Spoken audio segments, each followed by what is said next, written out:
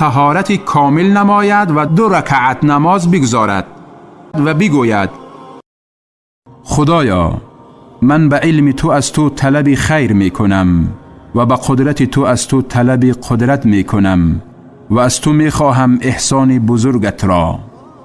به درستی که تو توانایی و من ناتوانم و تو می دانی و من نمی دانم و تو کارهای پنهانی را می دانی.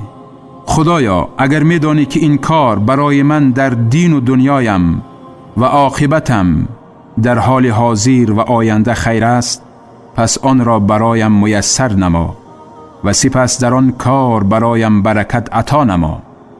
اگر می دانی که این کار در دین و دنیایم و عاقبتم در حال حاضر و آینده ام بد است، پس آن را از من و من را از آن باز دار. برایم هر گونه خیری که هست آن را میسر گردان و سپس به وسیله آن مرا راضی گردان.